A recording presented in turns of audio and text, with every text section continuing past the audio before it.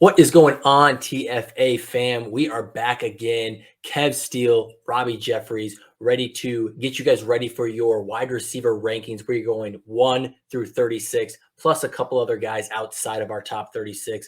Kev, let's jump right in. So, our week 4 wide receiver rankings start off with, on your side, Devontae Adams at number 1, Cooper Kupp at number 2, Stephon Diggs, Tyreek Hill, CeeDee Lamb up at 5, Keenan Allen, DK Metcalf, DJ Moore at 8, Justin Jefferson, Allen Robinson still hanging in there at number 10 for you, Terry McLaurin, and Calvin Ridley. On my side, Stephon Diggs getting the number 1 spot, Devontae Adams right behind him, Cooper Kupp, Tyreek Hill, DK Metcalf, Justin Jefferson, Terry McLaurin, CeeDee Lamb, Keenan Allen, DJ Moore at 10, DeAndre Hopkins still hanging in the top 12 for me, and then Calvin Ridley I have as well at wide receiver 12. Talk to me about how you slotted some of these guys and why they are where they are. Yeah, I don't really feel like I need to spend too much time talking about Devontae Adams. He's Devontae fucking Adams, right? Cooper Kupp. Hey, it feels good because I think us as a site as a whole were super high on Cooper Kupp. I know I did the player profile on him. Absolutely loved him. Felt like he was going to get back into being the wide receiver 1 again. And boy, has he done that. He is absolutely smashed. He is the, not including quarterbacks, he is the number 1 scoring fantasy player. Not not including quarterbacks right now. He is absolutely crushed every single week, and he continues to kill it. Sadly, though, I know some people are not going to appreciate it because it has been in the face of Robert Woods, where Robert Woods has kind of died a little bit right now. Pour one out for Bobby Trees. I think it'll equal itself out a little bit more, where it's not just all Cooper Kupp just absolutely killing it every single week. But right now it's been a little. You hate to see it because Robert Woods has kind of not been all there. So great matchup against Arizona. Arizona's secondary is absolutely terrible, so we're not worried about that whatsoever. Tyreek Hill, listen, I think Tyreek Hill, one, they're playing some teams that are kind of bracket coveraging him, and they're not allowing him to really get that deep ball. But I also don't think he's 100%. I think he's dealing with something we haven't really heard about it. There's been some talk around here that maybe there's something kind of going on with him that they haven't really disclosed. I don't know. He hasn't looked the same, but I think this is a good matchup for him to get going against Philadelphia. And they're not going to hold him down forever. This offense is going to figure it out. I really thought about putting Josh Gordon in here as my as a wide receiver 1 this week. Who that is kidding. I'm kidding. Okay, I tried to drop a joke like that in the Discord. I don't think anybody bought it. Nope. Just like because I put something in there, about like Josh Gordon, wide receiver 2, too high, too low, and I thought people would have got it, but people were like, no, too high, man, too high, a little bit too early for that. I'm like, it was a joke. Man, it was a joke. Anyway, I digress. Yes, the Chiefs signed Josh Gordon. No, he's probably not going to play this week. And no, he's probably not going to be all that fantasy relevant, but I absolutely love Josh Gordon, so I couldn't not get that in there. Anyways, let's start with Stephon Diggs, right? So Stephon Diggs so far, he's been okay to start the year. He hasn't been the absolute baller that we saw last year so far. He has 19 catches, 191 yards, and a touchdown. He's about 14.7 fantasy points per game. We saw Emmanuel Sanders break out this offense. There was some question marks surrounding this Bills offense, and boy, did they break out. They absolutely exploded. Emmanuel Sanders, love to see it. Matty D on our wide receiver quarterback matchups. That was one of his matchups that he had this week. He absolutely went off. The guy was only rostered in 25% of leagues, so he's probably going to be the number 1 waiver ad right there with Chuba Hubbard this week. But as far as Stephon Diggs goes, Stephon Diggs is still getting a 26% target share right now. So I think everything's going to be fine. And this is kind of a low-key buying opportunity, I still think, on Stephon Diggs. I don't think he's going to cost as much as he normally would. And, I don't mind going after somebody like him, but I think this is obviously a great matchup against Houston. And the thing we know about Buffalo, they don't care who they're playing. They're not just going to run the ball 40 times because they're playing Houston, right? They are still going to light it up no matter whoever they are. So I think that this offense just absolutely slays again this week. I think Stephon Diggs could have a monster game. So I really like Stephon Diggs. We really shouldn't be worrying about it there. But if you are, don't worry. Everything is fine with Stephon Diggs. So from there, one name that I don't have is DeAndre Hopkins, because normally I don't really care because we've seen DeAndre Hopkins really have his way a lot with Jalen Ramsey. So I'm not as concerned because of that. My more concern is his health. I don't know how healthy he is. His average depth of target last week was 3.3 or something like that. They were not utilizing him at all as a deep threat. And, this rib injury that he's suffering from, I don't know how serious it is. He was a true game time decision. But right now, I just don't know how healthy he is. So I don't feel comfortable going against this Rams defense, who has been really, really good. So I do not have him as a top 12 wide receiver this week. But I do have CeeDee Lamb. I do think with J.C. Horn out, that is going to create a little bit of a hole here in this defense. They did acquire C.J. Henderson, but he's not somebody that's going to step in week 1 and do anything. He may not even be active. So I'm not worried about that. But with CeeDee Lamb, I mean, he continues to play really well. Currently has a 25% target share among all wide receivers, 16.8 fantasy points per game. So I like CeeDee Lamb a lot in this matchup. I think this absolutely probably turns into a shootout between these two offenses. That's why I have him so high. And I also think DJ Moore is in line for a big game. I do not think they are going to shadow with Diggs on DJ Moore. I don't think that's really going to happen. I think they have enough weapons here that they're not going to do that. He probably plays his side. And I think DJ Moore, who I think is also in for another big performance. He currently has almost a 31% target share in this offense. He's being absolutely peppered with targets right now. He is also 10th in air yards, 9th in market share of air yards in this offense. And he's averaging almost 20 fantasy points per game as well. So I love DJ Moore this week in this matchup against Dallas. I think this is going to be a little bit high scoring. I like Keenan Allen a lot. I know people are going to be a little concerned because of what Mike Williams has done.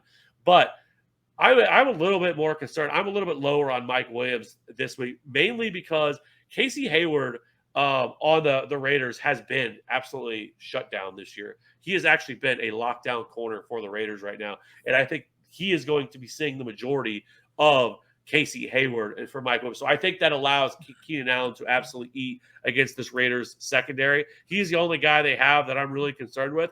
Other than that, big bounce back game for me for Terry McLaurin. And I also think Calvin Ridley can do that as well.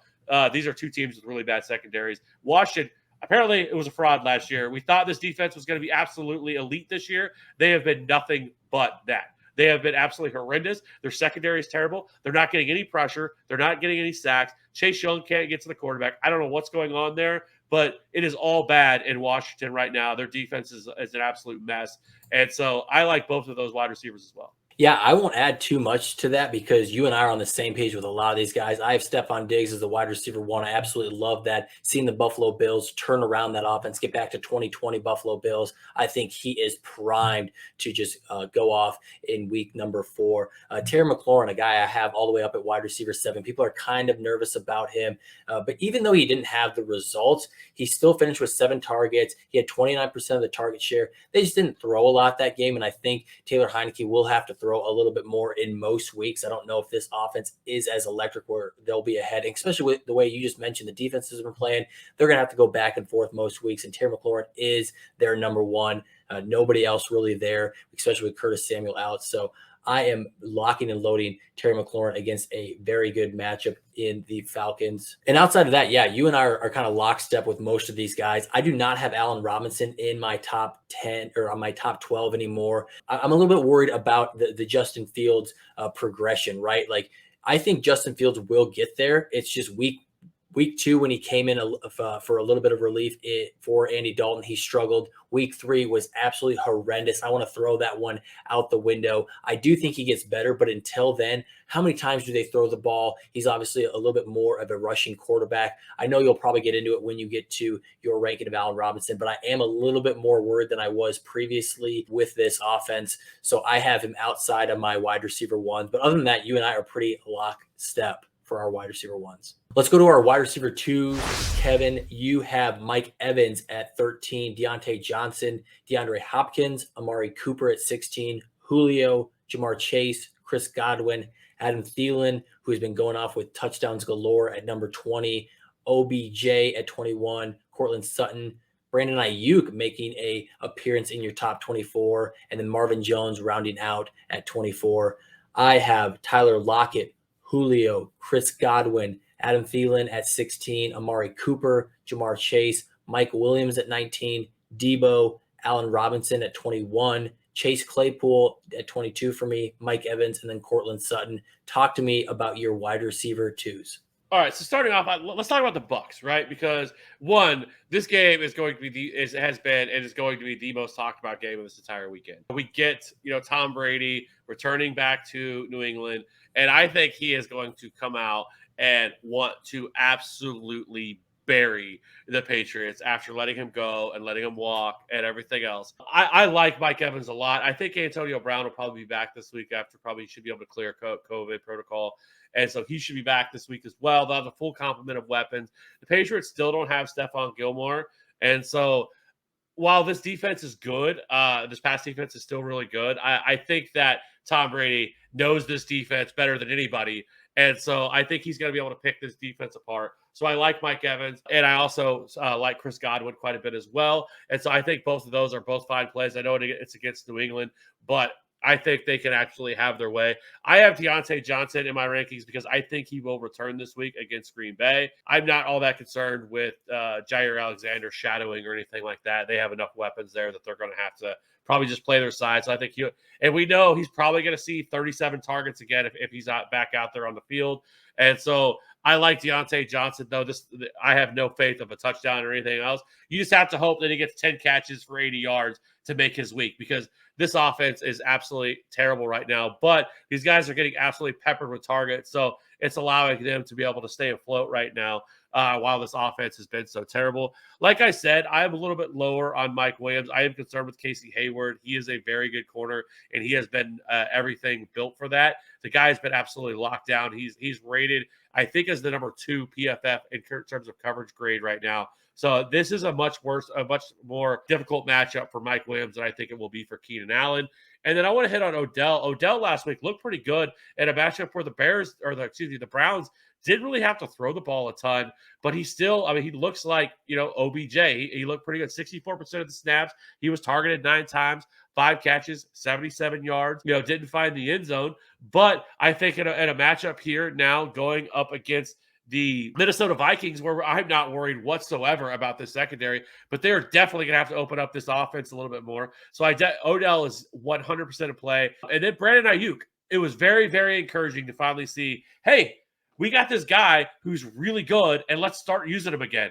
And he played 86% of the snaps last week, saw 6 targets, 4 receptions for 37 yards, and did find the end zone for a touchdown. So, again, this is going to be a matchup against Arizona. They're likely going to have to throw the ball. They're not going to be able to just lean on their run the entire game and not have to open up this offense. So, Brandon Ayuk, I think, is kind of creeping back in. He's definitely should be a consideration for me as a wide receiver too. Yeah, I think I'll just start out with Julio, because I think this is a guy that I'm going to be a lot higher on than most people this week. With A.J. Brown out, I think he will dominate targets against this New York Jets secondary, which we know is going to be one of the worst in the NFL, along with the Jaguars each and every week. Now, will they run it a lot in the second half, and do we see Julio Jones not play in the fourth quarter like he did last week? Maybe, but I think he can do his damage. We know Julio Jones can do enough damage in a first half to make his week. And then Ja'Marr Chase, man, this is for someone who was really talked about is, hey, can he do it? These drops in the preseason, he's not looking like he's going to come out and do well.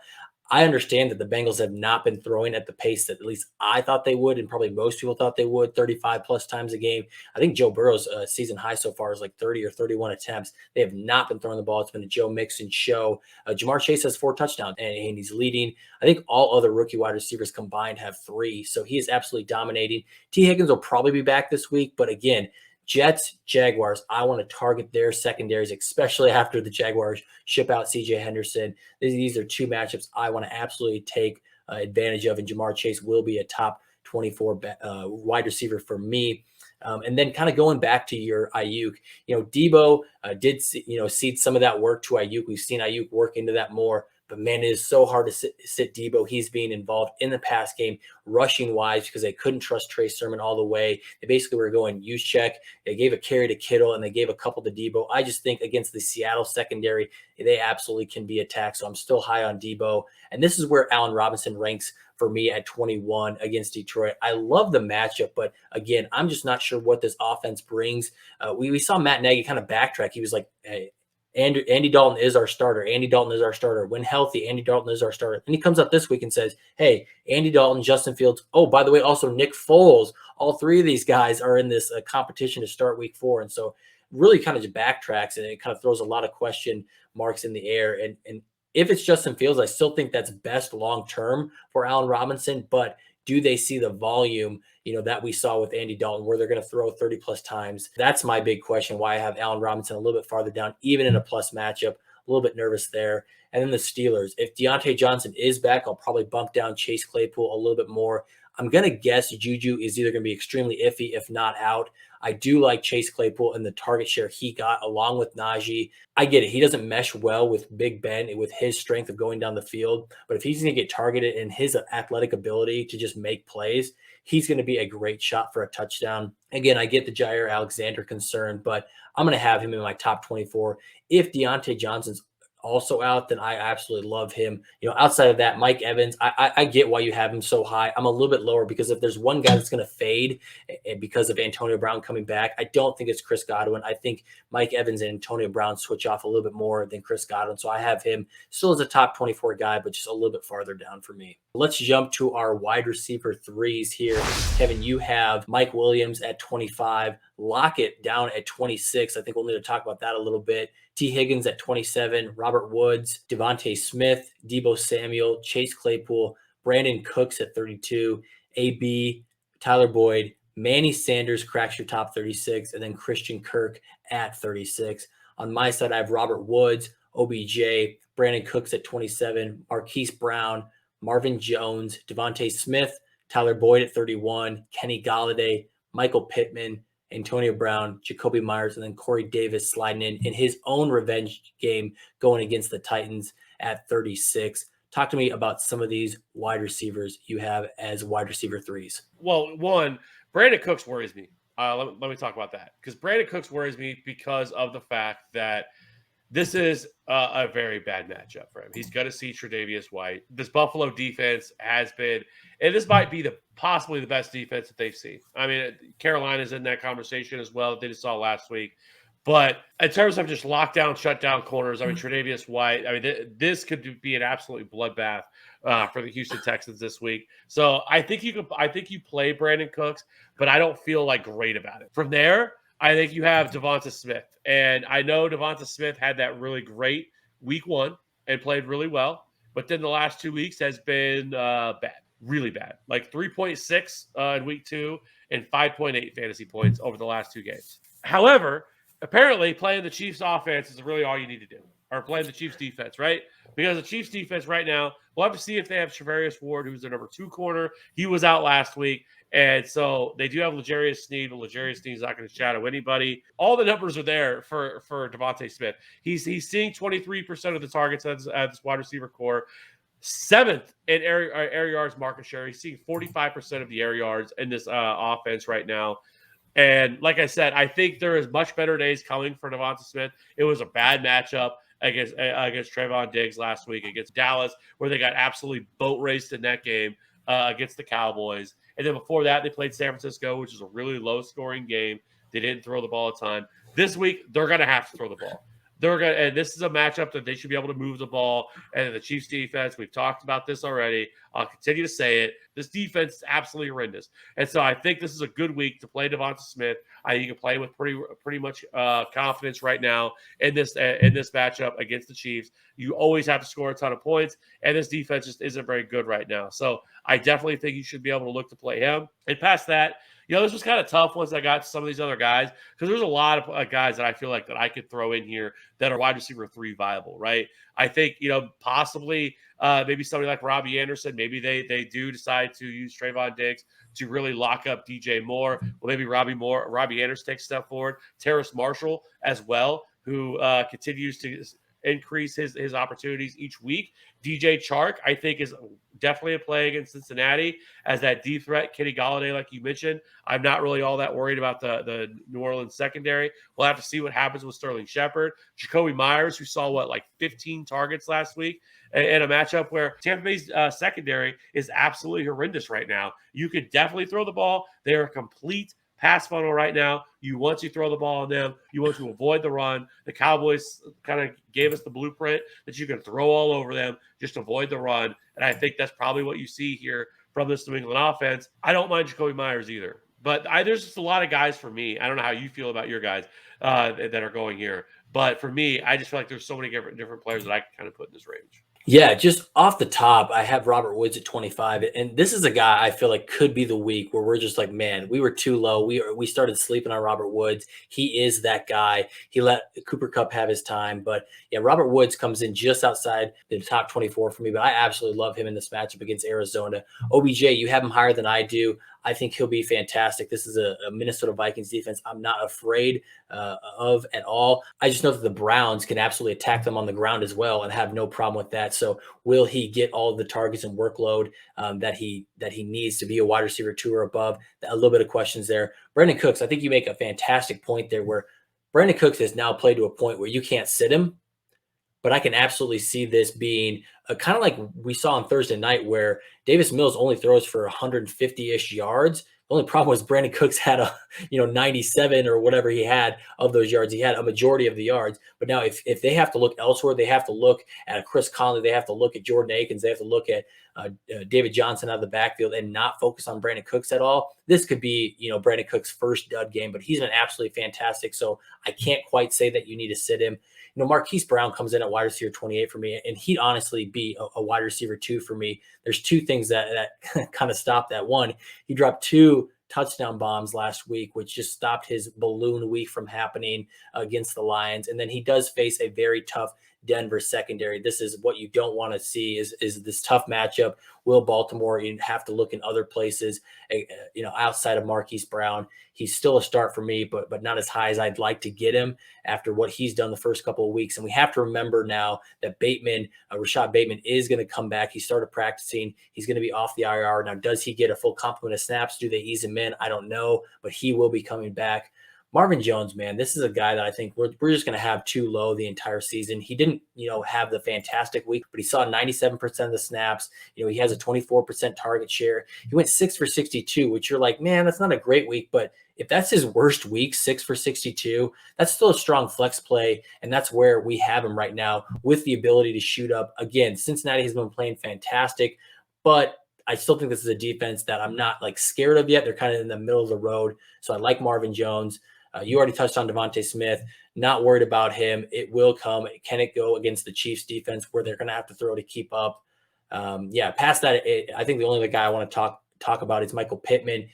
After the week 1 questions, right, he has looked like the alpha receiver we wanted him to look like. He caught 6 for 68. Again, isn't great, but if that's your down week with a guy like him that can score touchdowns any given week, the Miami secondary is tough, but he's just a guy that's getting the target share that we wanted him to have. I absolutely love him going against the Dolphins this week. And I mean, I guess just really quickly, let's just talk about a few guys that are kind of going outside here, maybe some flex options that I think people should be having on their radar this week. I think outside of some of the guys that we kind of already hit on, Olamide Zaccheaus, he had a touchdown last week. I think we know that now this Washington secondary is absolutely terrible, and you can throw on them as long as Russell Gage is out. I think that he is kind of a low key guy that you could be looking at this week. I already talked about Terrace Marshall. I don't mind playing him, especially if DJ Moore is going to be probably drawing most of the attention, and so I like him there. I think that somebody like Hunter Renfrow. I talked about him in my waiver article. He has scored double-digit fantasy points in every single week this year. Nobody's talking about him. Nobody wants to play him, and I get it. This is a PPR only move. And really, if you look outside of that first week, even Darren Waller hasn't been seeing as many targets as kind of what we saw. He had that monster, 19 target week 1. But I think since then, he's gotten 7 targets a game since then. I think they're starting to spread the ball around a little bit more in this offense for the Raiders. And, hats off to Derek Carr. And Derek Carr is throwing the ball deep at a much higher rate than we've seen him. I think he's 3rd in the league, 2nd in the league. This offense right now is one that I don't mind targeting, and this is going to be a high-scoring game between them and the Chargers. So I don't mind Hunter Renfrow. I think he's as a decent wide receiver 4, or wide receiver 5 type guy right now. Rondale Moore, if you want to play Rondale Moore, again, I'm not high on DeAndre Hopkins, so I would much rather play Christian Kirk or Rondale Moore. I know Rondale Moore had an absolute dud last week, but they're going to have to put up points. They're going to have to throw the ball, and I think they probably get a little bit more creative with Rondale Moore going against the Rams on the road. We talked about this in the running back video where after you get outside the top, 20 running backs, there's so many question marks. Who's going to be in? Who's going to be out? They're splitting work. Really bad matchups for the flex level running backs. And I think it's the exact opposite, where I'm going to be starting a lot of wide receivers over running backs in my flex options this week. And some of those guys, Tim Patrick, I get it. The Baltimore secondary now getting Jimmy Smith back healthy, I think will be a little bit better. But KJ Hamler goes out for the year. Jerry Jeudy is not back. It's going to be a Sutton and Tim Patrick show with Noah Fant at tight end. So I don't mind him as a flex. Christian Kirk, I think the reason I like and have liked Christian Kirk more than Rondale Moore is his ADOT is going to be a lot higher than Rondale Moore each and every week. And just we've seen Christian Kirk explode more, and he has the higher snap percentage compared to Rondale Moore. Now, can Rondale Moore fix that as the year goes on? Maybe, but he had a decent snap share in week 2. It goes back down in week 3. I think I trust Christian Kirk a little bit more.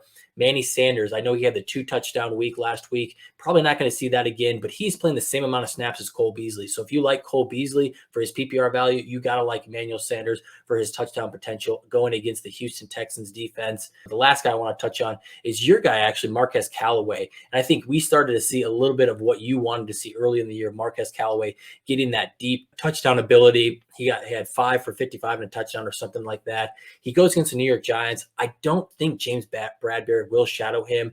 And even if he does, honestly, James Bradbury was beat a couple times already this year. I get it against better wide receivers than Terry McLaurin, but Marquez Callaway, I think, is a guy that if the situation is right, I would be willing to start. And then Jalen Waddle will be the last guy I mentioned. He had 14 targets, I think it was. They had an overtime game, so that's a little bit ballooned, but I don't think this this whole Indianapolis Colts team is underperforming. I'm not worried about their secondary. Jacoby Brissett showed that he is very capable of getting his pass catchers involved. Waddle was involved. Gesicki was involved. So I don't mind maybe throwing him out if you need him as a flex. Yeah, and really quick, I just want to mention James Bradbury. I don't know if he's dealing with an injury or maybe he's just fallen off a little bit because he has not been good this year. He's allowed 2 touchdowns. He's allowing a 136.6 passer rating when being targeted right now, and he's allowing about 13 fantasy points per game to opposing wide receivers right now. So 13 receptions for 133 yards and 2 touchdowns so far this year. So he has not been very good, and so far. So yeah, I think it lends a little bit of credence that if you want to play Marquez Callaway, it was good to see him finally, break out after a lot of people dropped him. Yep. That's it for our wide receiver rankings. Make sure you stay tuned. We're going to have the DFS show on Thursday live for you guys. We're also going to have prop talk this weekend. All of the action, no matter what you're playing, right here at TFA. So keep it locked right here.